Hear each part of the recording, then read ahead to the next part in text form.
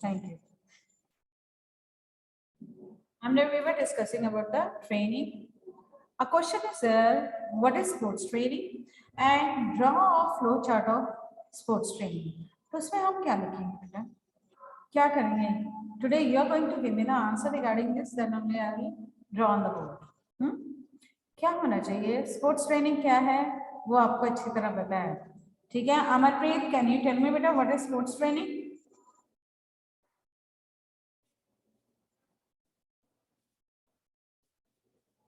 Samriddhi, can you tell me बेटा what is sports training? Sports training क्या होता है बेटा? Series of action undertaken in relation to exercises or a diet, ठीक है बेटा? In relation to exercises and diet for the better performance. किसी भी चीज की बेटर परफॉर्मेंस के लिए, स्पेशली इन स्पोर्ट्स, एथलीट की बेटर परफॉर्मेंस के लिए उसकी एक्सरसाइजेस और जो डाइट है, proper diet which is related to his activity, वो अगर उसे मिलेगी तो वो अपनी अच्छी परफॉर्मेंस देगा। दूसरा हम कहते हैं कि sports training is a scientific and systematic way of और a process through which we can compete in the competition. वो क्या है? स्पोर्ट्स ट्रेनिंग और series of actions for the enhancing our performance और ग्रूमिंग द स्पोर्ट्स पर्सन या sportsman to get a better performance और a good result. ये है scientific, ये हम कहते हैं कि स्पोर्ट्स ट्रेनिंग के नॉर्मली हम डेफिनेशंस देते हैं या हमारे आधार पर स्पोर्ट्स ट्रेनिंग इसे कहा जाता है। अब है draw the flow chart of method of sports training. Sports training की मेथड क्या है, क्या तरीका है जिसके द्वारा स्पोर्ट्स ट्रेनिंग करवाई जाती है, वो मैंने आपको पहले भी बताया हुआ है। Normally method of training, training बेटा 3 टाइप से होती है वैसे normally.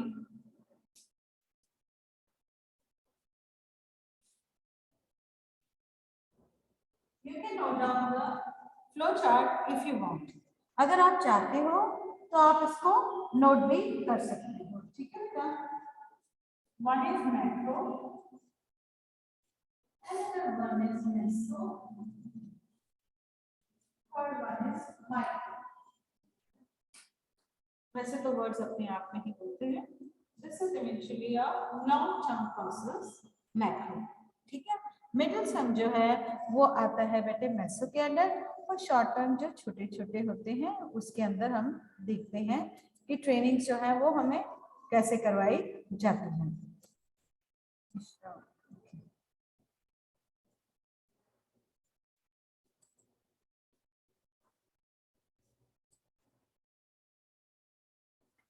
Now the meso macro जो है ये फर्दर बेटा 3 पार्ट्स में डिवाइड होता है, ठीक है?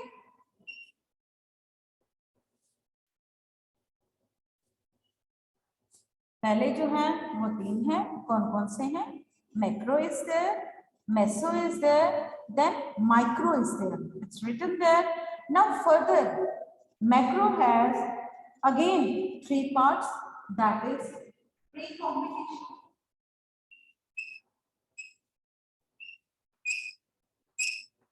this is competition, ठीक है? शॉर्ट फॉर्म में लिखा है मैंने, ऐसा ना हो कि मैं इस करूँ। ओके बेटा, just a minute, let me add the students those who are coming. Macro है, सॉरी, मैक्रो के अंदर पहला आता है pre competition, next one is during competition,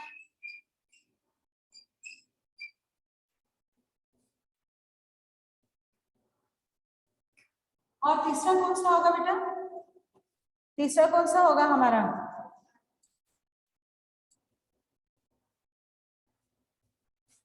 Can anyone tell those who are present in the class? Third कौन सा होगा?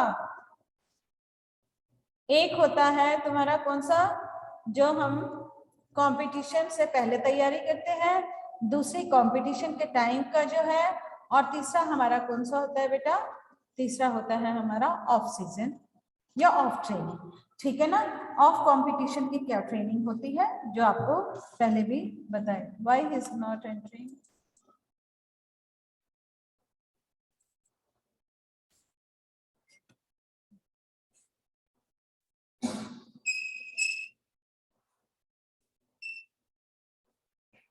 Of competition training,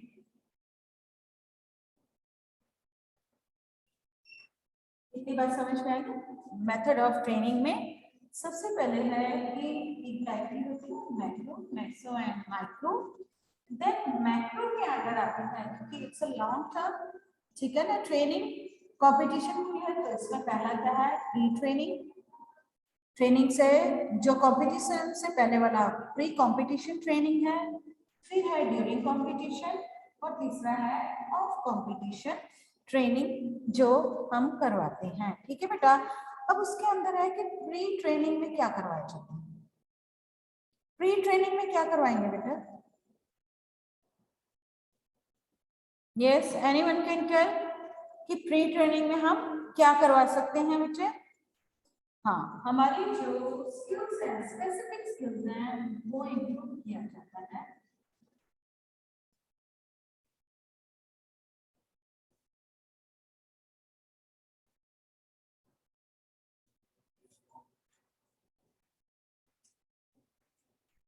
ठीक है, स्पेसिफिक कौन कौन से हैं हमारे स्किल्स? स्पेसिफिक स्किल्स कौन से हैं जो पर्टिकुलर गेम के लिए? स्ट्रेस ऑन हम पहले अपने मेजर कंपोनेंट्स में देते हैं, उसके बाद हम स्पेसिफिक सेकंड फेज, इसमें फेजेस होते हैं बेटा, 3 टाइप के फेजेस होते हैं गेम में।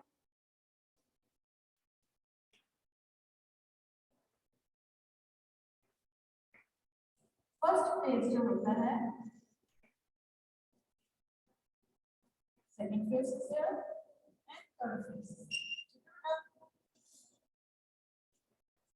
फर्स्ट में क्या करवाए जाते हैं, जो हमारे फिटनेस के कंपोनेंट्स हैं उन्हें मजबूत या उन्हें रिफाइन किया जाता है, एनहांस की जाती है हमारी परफॉर्मेंसेस को, जिसे हम जनरल ट्रेनिंग भी कहते हैं, ठीक है ना बेटा। इसमें क्या है, जो हमारे कंपोनेंट्स है फिटनेस के, कौन कौन से हैं आपको पता है? Components are there, that is strength, then endurance is there, flexibility is there,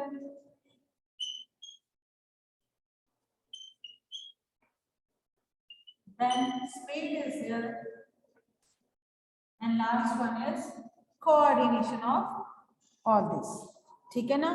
इसे हम इम्प्रूव करते हैं। स्ट्रेस ऑन जनरल कंपोनेंट्स जो हमारे ये हैं उन पर स्ट्रेस दिया जाता है फर्स्ट फेज में, जो मैंने आपको समझाया था कि अगर 12 महीने का तो उसमें से हम 6 से 7 महीने तक जो है ट्रेनिंग जो है वो जनरल ट्रेनिंग होती है। जनरल इस पे कंपोनेंट्स जो होते हैं उन पर करवाई जाती है, ठीक है बेटा। अब सेकेंड फेज जो आता है उसमें क्या करना है? Can anyone tell? थोड़ा सा एक्टिव हो जाओ खुद भी, ताकि हमें पता चले कि हम क्या कर रहे हैं। स्पेसिफिक जो है उस पर हम जोर देते हैं। स्पेसिफिक ट्रेनिंग क्या होती है? Related to a particular game. अगर मेरी जो गेम है वो फुटबॉल है या हॉकी है या बास्केटबॉल है या खो खो है, कोई भी गेम है जिसमें जिस चीज़ के रिक्वायरमेंट्स जो है स्ट्रेंथ की है या एंड्योरेंस की है या फ्लेक्सिबिलिटी की ज़्यादा है, ज़रूरत है मुझे, या स्पीड की है, तो मैं उन पर उस तरीके की एक्सरसाइजेस या ट्रेनिंग दी जाती है जिससे हमारी स्पेसिफिक जो स्किल्स हैं वो एनहांस हो, उनमें चेंजेस आए या बेटर इम्प्रूव हो, उस पर दिया जाता है। और थर्ड जो है that is regarding the text and कौन सी टेक्निक का कहाँ पर बनानी है ताकि हमारा जो रिजल्ट है वो बेटर है। कंपटीशन में हमारा रिजल्ट जो है उससे बेटर लाने के लिए हमें इन चीज़ों की ज़रूरत होती है। फेज कौन सा है? फर्स्ट फेज में हम क्या करते हैं, हम जनरल जो फिटनेस के कंपोनेंट्स हैं उन्हें बेटर करने में या lay down the stress on these components, those are strength, endurance, flexibility, speed and coordination. दूसरे फेज में हम क्या करते हैं, हम स्पेसिफिक स्किल्स पर ज्यादा जोर देते हैं। और तीसरा जो होता है उसमें हम टेक्स्ट और टेक्निक्स, क्योंकि ये सबसे शॉर्ट पीरियड होता है and it just after this a competition is there, तो हम उस पर जोर देते हैं। ठीक है, और जब कंपटीशन का टाइम आता है, ड्यूरिंग कंपटीशन क्या होता है, ड्यूरिंग कंपटीशन हमारी परफॉर्मेंस जो है वो शो होती है, हमारी जो मेहनत है उसका क्या रंग है वो हमें ड्यूरिंग द कंपटीशन पता चलता है। और इसके लिए नॉर्मली क्या होता है बेटा, ड्यूरिंग प्री कंपटीशन पीरियड में हम अपने स्किल्स को बेटर करते हैं, अपने कॉन्फिडेंस को बेटर करते हैं, और साथ ही साथ हम कई बार दूसरे के साथ फ्रेंडली मैचेस वगैरह भी ऑर्गेनाइज करते हैं। Reason being to check ourselves, अपने को देखने के लिए कि हमारी परफॉर्मेंस में कितनी बेटरमेंट आई है। कई बार ऐसा होता है कि हम स्कूल में ही प्रिपेयर जब कर रहे होते हैं बच्चों को, या नॉर्मली बच्चे प्रिपेयर होते हैं स्कूल में, they are surrounding with a few और अ लिमिटेड सेम पैटर्न के बच्चों के साथ होता है, इसलिए हमें लगता है कि we are better than these, क्योंकि वो हमारे ही अपने एरिया के हैं। लेकिन when we go out for a friendly matches, और जस्ट मैचेस लगाने के लिए कि देखें हम हमारी परफॉर्मेंस कहाँ पर है या हमें कौन कौन सी और चीज़ों को इम्प्रूव करना है, तो हम फ्रेंडली मैचेस वगैरह लगाते हैं। And then we come to know about the our drawbacks, हमें अपने ड्रॉबैक्स का, अपने वीक पॉइंट्स का तब पता चलता है, और उनके द्वारा हम क्या कर सकते हैं, उसमें बेटरमेंट ला सकते हैं। We come to know about the techniques, टेक्स की हाँ उसने मैच में या उसने गोल करते समय या रनिंग के टाइम में या 1-to-1 किया है या किस तरीके से उन्होंने गेम को खेला है, और हमारे क्या ड्रॉबैक्स है उन्हें हम लर्न करते हैं और हम उन्हें बेटर करने की कोशिश करते हैं। ठीक है, और ड्यूरिंग कॉम्पिटिशन फिर हम अपना रिजल्ट शो करते हैं। अब रिजल्ट होने के बाद या कंपटीशन होने के बाद immediately if we are players we can't leave our ground. Ground का मतलब ये नहीं है कि ग्राउंड में खड़े रहना, इट मीन्स हमारा जो प्रैक्टिस है उसे हमने एकदम से छोड़नी है। नो डाउट हमारा जो टाइम पीरियड्स है वो कम हो जाता है, कंडीशनिंग टाइम आ जाता है, कंटिन्यू नहीं, लेकिन हमारा इंटरवल थोड़ा बड़ा हो जाता है इसमें, और हम प्रैक्टिस जो है वो कंटिन्यू करते रहते हैं, ताकि फिर जो कॉम्पिटिशन्स हैं उनके लिए जब हमें तैयारी करनी पड़े तो हमारे लिए इजी हो जाए कि हमने ये वर्क किस तरीके से किया है और फर्दर हमने इसे किस तरीके से करना है। अब है method to improve the training way, वो कौन से हैं, ये तो मेथड ऑफ ट्रेनिंग है। अब इसमें इम्प्रूवमेंट कैसे लाई जा सकती है, तो इम्प्रूवमेंट कहाँ पर आएगी, इम्प्रूवमेंट कंपोनेंट्स में ही आती है। इन कंपोनेंट्स को ही हमें इम्प्रूव करना है, क्योंकि कोई भी एक्टिविटी है, कोई भी चीज है वो इनकम्प्लीट है इन कंपोनेंट्स के बगैर। That thing is totally incomplete if the absence of कोई इसमें से जो है no doubt किसी की मेजॉरिटी होती है, किसी की माइनॉरिटी होती है skills according to the game और एक्टिविटी, लेकिन इन सब का होना बहुत जरूरी है। यहाँ तक कि जब हम डेली रूटीन की एक्टिविटीज करते हैं कि उनमें भी हमें इन चीजों की जरूरत है।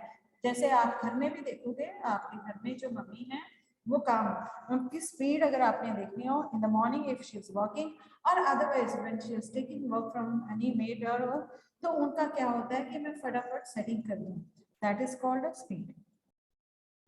एडजस्टमेंट करनी है, फटाफट उससे सफाई करनी है, मैंने यहाँ से यहाँ हिलाकर करना है, speed plus strength is there. Continuation में वो काम करते रहते हैं, that comes under the endurance, कि कोई बात नहीं फटाफट काम करवा दूं, और उसके बाद ये कॉम्बिनेशन जो है वो सारा एक गुड और फ्रूटफुल रिजल्ट हमें देता है। ठीक है ना बेटा। इन द सेम वे हमारी एक्टिविटी में है, आप जब स्कूल में आते हो, खेलते हो या वर्किंग में स्टडी वगैरह करते हो, तो वहां पर भी कंपोनेंट्स की आपको बहुत ही जरूरत होती है। Is it clear? Now let's next move to the methods improving the components. Those are कौन से हैं? स्ट्रेंथ है, स्ट्रेंथ का हमने थोड़ा सा डिस्कस किया था about strength, that 3 types of their improvement के लिए, इंप्रूव करने के लिए मेथड टू स्ट्रेंथ। इसके 3 पार्ट्स हैं, जैसे आपको बताया था। वन आइसोमेट्रिक,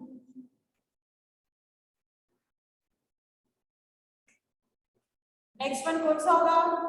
आइसोमेट्रिक है। दूसरा कौन सा है मयंक, आप बताओगे बेटा?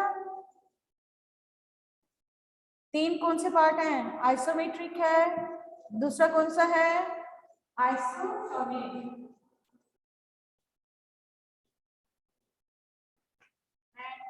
Third one is आइसोकिनेटिक।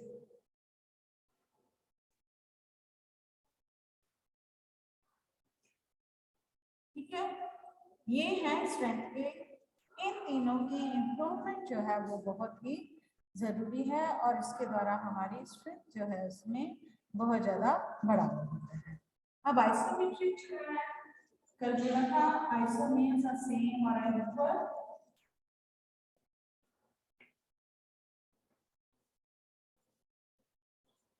length of the muscles. Here metric means measuring,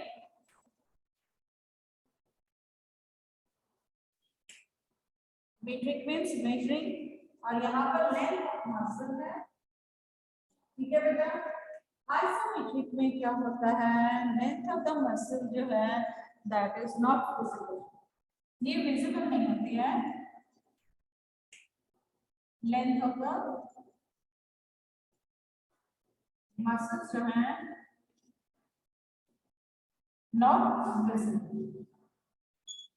ठीक है, आप अगर अपनी एक्टिविटी करना चाहते हो तो अभी खड़े होके घर में कर सकते हो बेटा। ये जस्ट हाफ स्क्वाट करके देखो प्रेशर कहाँ पर पड़ेगा और किस तरीके से होगा। यस, एक्सर्शन फुल होती है, आउटपुट 0 होती है। ठीक है, एक्सर्शन पूरी है लेकिन आउटपुट क्या है? 0। इसमें ठीक है। और इसके क्या क्या बेनिफिट हैं बेटा आइसोमेट्रिक के? ये कब इंट्रोड्यूस हुआ था? ये इंट्रोड्यूस हुआ था 1950 मूलर ने एंड हेट्रोजन ने इसके रिसर्च करके इसे इंट्रोड्यूस किया था कि आइसोमेट्रिक जो है वो स्ट्रेंथ, इंप्रूव आवर स्ट्रेंथ के लिए कितना जरूरी है। डंबल्स उठाते हो ना, या बकेट्स हम उठा के घर में जो एक्टिविटीज नॉर्मली रहती हैं और हमें पता नहीं चलता, वो है किसी भी भार को कंटिन्यू पकड़ के खड़े होना। उससे क्या रहता है, हमें नॉर्मली एक्सर्शन होती है बहुत ज्यादा, और मसल्स की जो लेंथ है वो वहीं की वही रहती है, और आउटपुट भी ज्यादा नहीं होती। लेकिन क्या होता है, नॉर्मली हमारी एक्सर्शन जो है वो बढ़ जाती है। ठीक है ना, ये चीजें क्या है